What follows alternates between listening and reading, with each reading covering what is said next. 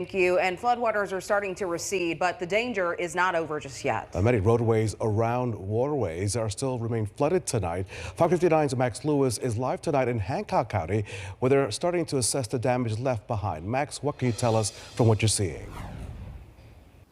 Hey, good evening, Rafael and Aaliyah. Yeah, they are assessing the damage here in Hancock County, and take a look at this. This is some of the damage. First of all, look, I'm standing in what is the side of this road here, this entrance to this neighborhood, and as you can see, some of these cars didn't have too good of a time. They have been stuck here for several days. Neighbors told me that they actually got stuck here at about Saturday night because this is right along Sugar Creek here in Hancock County, and let's take a look over there. You can see the creek is actually just right back there. Some people who live here, one woman who lived here for about 20 plus years told me she has never seen it this high.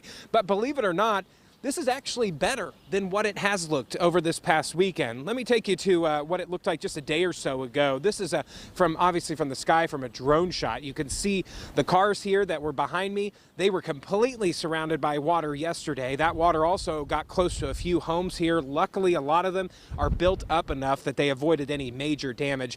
And this was not an unfamiliar sight. This is some video of some roadways closer to Greenfield near Brandywine Creek. It crested near 11 feet on Saturday night, but has since come down now that the rain has moved out of here. But as we've seen, that water can fluctuate, which is why emergency management officials say they want people to remain weather aware.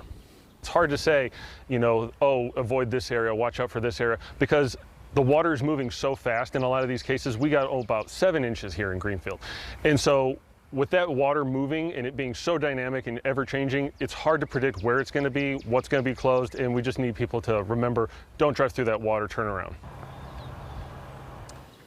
And this is what can happen if you don't heed that warning. This car that you're seeing here got swept away after trying to drive through some water. Luckily, the driver was okay, but taking that chance could not only put you in danger, but the first responders as well. And obviously, this is also what can happen if you drive through those waters. They really do not want you to do that because it, as they said, puts you at risk, but also the people that have to go out and save you when you inevitably get stuck. Damage assessments going to continue here in Hancock County through the week. They hope to possibly learn how to respond to future incidents as well, and honestly just see what all this floodwater has left behind. Guys, we'll send it back to you. All right, Max, thank you so much. Devastating pictures there.